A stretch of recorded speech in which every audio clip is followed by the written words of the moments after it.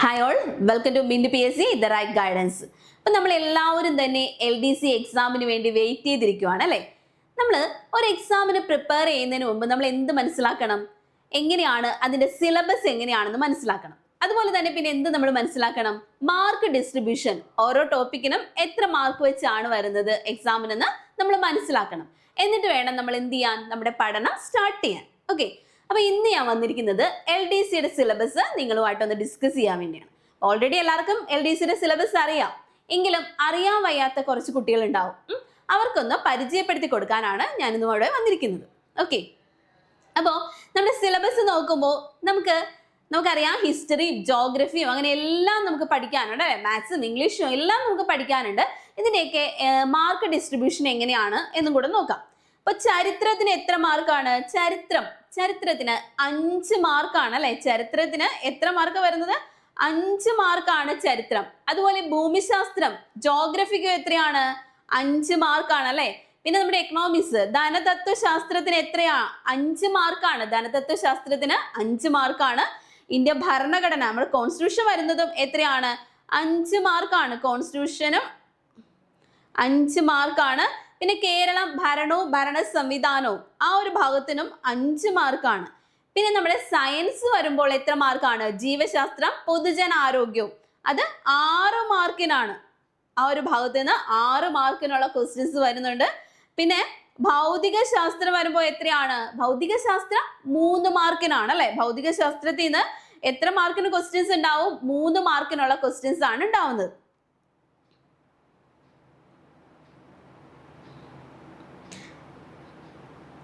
Okay, അതുപോലെ രസതന്ത്രം വരുവാണെങ്കിൽ എത്രയാണ്? അത് 3 മാർക്കാണ് അല്ലെ. 3 മാർക്കിനുള്ള ക്വസ്റ്റ്യൻസ് ആണ് രസതന്ത്രത്തിന്റെ ഭാഗത്ത് നിന്ന് ചോദിക്കുന്നത്. 3 മാർക്കിനുള്ള ക്വസ്റ്റ്യൻസ് ആണ്. പിന്നെ നമുക്ക് കലാ, കായികം, സാഹിത്യം, സംസ്കാരം. അപ്പൊ കലാ, കായികം, സാഹിത്യം, സംസ്കാരം അതിൽ നിന്ന് എത്ര മാർക്കിനുള്ള ക്വസ്റ്റ്യൻസ് ആണ് നമുക്ക് ചോദിക്കുന്നത്? 5 മാർക്കാണ് അല്ലെ. ആ ഒരു ഭാഗത്ത് നിന്ന് 5 മാർക്കിനുള്ള ക്വസ്റ്റ്യൻസ് ഉണ്ട്. പിന്നെ കമ്പ്യൂട്ടർ ആണ്. കമ്പ്യൂട്ടർ അടിസ്ഥാന വിവരങ്ങൾ, അതിന് എത്ര മാർക്കാണ്? ആ ഒരു കമ്പ്യൂട്ടറിന്റെ ഭാഗത്ത് നിന്ന് 3 മാർക്കാണ് അല്ലെ. 3 മാർക്കിനുള്ള ക്വസ്റ്റ്യൻസ് ആണ് ആ ഒരു ഭാഗത്ത് നിന്ന് വരുന്നത്. 3 മാർക്കിനുള്ള ക്വസ്റ്റ്യൻസ് ആണ്. പിന്നെ സുപ്രധാന നിയമങ്ങളുണ്ട്. അത് എത്രയാണ്? സുപ്രധാന നിയമങ്ങൾ അതിൽ നിന്ന് 5 മാർക്കിനുള്ള ക്വസ്റ്റ്യൻസ് ചോദിക്കും. സുപ്രധാന നിയമങ്ങളിൽ നിന്ന് 5 മാർക്കിനുള്ള ക്വസ്റ്റ്യൻസ് ആണ്. പിന്നെ നമ്മുടെ കറണ്ട് അഫയേഴ്സ് ആണ്. ആനുകാലിക വിഷയങ്ങൾ എത്ര മാർക്കാണ്? കറണ്ട് അഫയേഴ്സ് എപ്പോഴും ഇമ്പോർട്ടന്റ് ആണ് അല്ലെ. കറണ്ട് അഫയേഴ്സ് കുറേ പഠിക്കാനുണ്ട്. നമുക്ക് വളരെ ഇമ്പോർട്ടൻ്റ് ആണ്. എല്ലാ ദിവസവും പഠിച്ചാൽ മാത്രമേ നമുക്ക് കറണ്ട് അഫയേഴ്സ് എക്സാമിന് ക്രാക്ക് ചെയ്യാൻ പറ്റുള്ളൂ. ആ 20 മാർക്കും സ്കോർ ചെയ്യണമെങ്കിൽ നമ്മൾ എന്ത് ചെയ്യണം? ഡെയിലി എന്ത് ചെയ്യണം? കറണ്ട് അഫയേഴ്സ് പഠിച്ചുകൊണ്ടിരിക്കണം കേട്ടോ. ഓക്കെ, അപ്പൊ ആനുകാലിക വിഷയങ്ങൾ വരുന്ന ഏതാണ്? 20 മാർക്കാണ്. ഓക്കെ, പിന്നെ നമ്മുടെ മാത്സ് ആണ് അല്ലെ. ലഘുഗണിതവും മാനസിക ശേഷിയും നിരീക്ഷണ പാഠക പരിശോധനയും അത് 10 മാർക്കിനാണ്. ഓക്കെ, മാത്സിന്റെ ഭാഗത്ത് നിന്ന് 10 മാർക്കിനാണ് ക്വസ്റ്റ്യൻസ് വരുന്നത്. പിന്നെ ജനറൽ ഇംഗ്ലീഷ് ആണ്. ജനറൽ ഇംഗ്ലീഷ് എത്രയാണ്? 10 മാർക്കാണ് അല്ലെ. ജനറൽ ഇംഗ്ലീഷിന് എത്ര മാർക്കാണ്? 10 മാർക്കാണ്. ജനറൽ ഇംഗ്ലീഷ് 10 മാർക്കിനുള്ള ക്വസ്റ്റ്യൻസ് ആണ് ജനറൽ ഇംഗ്ലീഷ് എന്ന് വരുന്നത്. ഓക്കെ, പിന്നെ നമ്മുടെ പ്രാദേശിക ഭാഷയാണ് അല്ലെ. മലയാളം, കന്നഡ, തമിഴ്. അപ്പൊ ആ മലയാളം ആ ഒരു ഭാഗത്ത് നിന്ന് എത്ര മാർക്കിനുള്ള ക്വസ്റ്റ്യൻസ് ആണ്? 10 മാർക്കിനാണ് ക്വസ്റ്റ്യൻസ്. ഇങ്ങനെയാണ് നമ്മുടെ മാർക്ക് ഡിസ്ട്രിബ്യൂഷൻ വരുന്നത്. അപ്പൊ നിങ്ങൾക്ക് ഏതിനാണ് ഇമ്പോർട്ടൻസ് കൊടുക്കേണ്ടത് എന്ന് മനസ്സിലായിട്ടുണ്ടാവും അല്ലെ.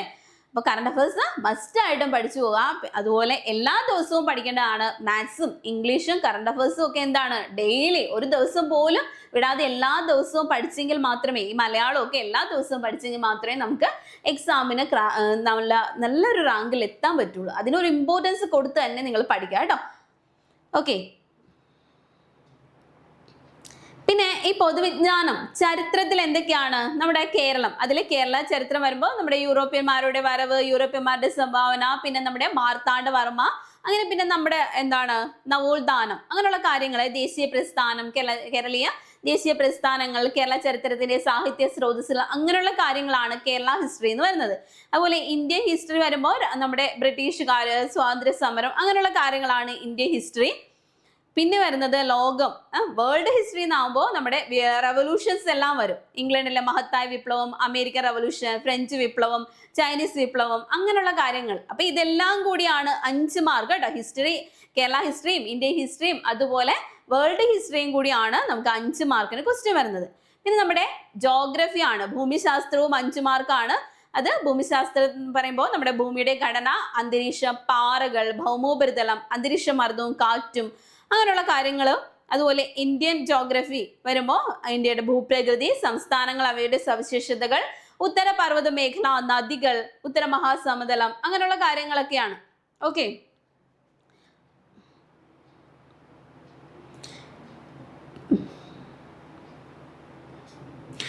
അപ്പൊ പിന്നുള്ളത് കേരള ഭൂമിശാസ്ത്രമാണ്. കേരള ഭൂമിശാസ്ത്രത്തിലും നമ്മുടെ ജില്ലകള്, ഭൂപ്രകൃതി, അതുപോലെ നദികൾ, കാലാവസ്ഥ അങ്ങനെയുള്ള കാര്യങ്ങളെല്ലാം കൂടിയാണ് കേരള ഭൂമിശാസ്ത്രവും. അവിടെയും നമ്മൾ 5 മാർക്കിന് വേണ്ടി എന്ത് പഠിക്കണം?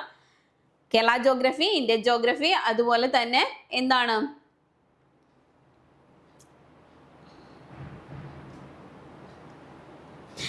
അപ്പൊ 5 മാർക്കിന് ജോഗ്രഫി എന്ന് വരുമ്പോഴത്തേക്കും നമ്മൾ എന്തൊക്കെ പഠിക്കണം? നമ്മുടെ ജോഗ്രഫി ഫുള്ള് പഠിക്കണം അല്ലെ? ഇന്ത്യൻ ജോഗ്രഫി, കേരള ജോഗ്രഫി എല്ലാം പഠിക്കണം നമുക്ക് അവിടെ 5 മാർക്ക് കിട്ടാൻ വേണ്ടിയിട്ട്.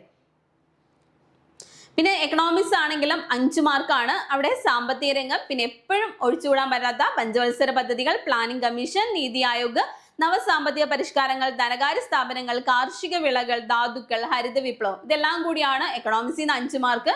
പിന്നെ ഇന്ത്യൻ ഭരണഘടന, അതും 5 മാർക്കാണ്. അത് നമ്മുടെ നോർമൽ ഭരണഘടന, നിർമ്മാണ സമിതി, ആമുഖം, പൗരത്വം, മൗലിക അവകാശങ്ങൾ, നിർദ്ദേശക തത്വങ്ങൾ, മൗലിക കടമകൾ, അങ്ങനെ പോകും. ഓക്കെ, അപ്പൊ അതിന് 5 മാർക്കാണ്. അതുപോലെ കേരളം ഭരണവും ഭരണ സംവിധാനവും, അത് 5 മാർക്കിനാണ് കേരളം ഭരണവും ഭരണ സംവിധാനവും വരുന്നത്. പിന്നെ ജീവശാസ്ത്രവും പൊതുജനാരോഗ്യവും 6 മാർക്ക്. അത് മനുഷ്യ ശരീരത്തെ കുറിച്ചുള്ള പൊതു അറിവ്, ജീവകങ്ങളും ധാതുക്കളും, അവയുടെ അപര്യാപ്തത, സാംക്രമിക രോഗങ്ങളും രോഗകാരികളും, പിന്നെ നമ്മുടെ ആരോഗ്യക്ഷേമ പ്രവർത്തനങ്ങൾ, ജീവിതശൈലി രോഗങ്ങൾ, അടിസ്ഥാന ആരോഗ്യ വിജ്ഞാനം, പരിസ്ഥിതി പ്രശ്നങ്ങളും അതെല്ലാമാണ്. പിന്നെ ഭൗതികശാസ്ത്രം, പിന്നെ 3 മാർക്കാണ്. പിന്നെ വരുന്നത് രസതന്ത്രം, അതും 3 മാർക്കാണ്. കലാ, കായിക, സാഹിത്യ, സംസ്കാരം, അത് 5 മാർക്ക്. കേരളത്തിലെ പ്രധാന ദൃശ്യശ്രാവ്യ കലകൾ, ഇവയുടെ ഉത്ഭവം, വ്യാപനം, പരിശീലനം എന്നിവകൊണ്ട് പ്രശസ്തമായ സ്ഥലങ്ങൾ, പ്രശസ്തമായ സ്ഥാപനങ്ങൾ, പ്രശസ്തരായ വ്യക്തികൾ, പ്രശസ്തരായ കലാകാരന്മാർ, പ്രശസ്തരായ എഴുത്തുകാർ. പിന്നെ കായികം, പിന്നെ കായിക രംഗത്ത് വ്യക്തിമുദ്ര പതിപ്പിച്ച കേരളത്തിലെയും ഇന്ത്യയിലെയും ലോകത്തിലെയും ഒക്കെ എന്താണ് പ്രധാന കായിക താരങ്ങൾ, അവരുടെ കായിക ഇനങ്ങൾ, അങ്ങനെയുള്ള കാര്യങ്ങൾ, അവാർഡുകൾ, ട്രോഫികൾ, പ്രധാന കായിക ഇനങ്ങൾ, കളികളുമായി ബന്ധപ്പെട്ട പ്രധാന പദങ്ങൾ, ഒളിമ്പിക്സ്, അങ്ങനെയുള്ള ഏഷ്യൻ ഗെയിംസ്, വേദികൾ, രാജ്യങ്ങൾ തുടങ്ങിയ കാര്യങ്ങളൊക്കെയാണ് ഇതുമായിട്ട് ബന്ധപ്പെട്ട് പഠിക്കാനുള്ളത്. പിന്നെ നമുക്ക് സാഹിത്യമാണ്. മലയാളത്തിലെ പ്രധാന സാഹിത്യ പ്രസ്ഥാനങ്ങൾ, ആദ്യ കൃതി എന്താണെന്ന് പഠിക്കണം.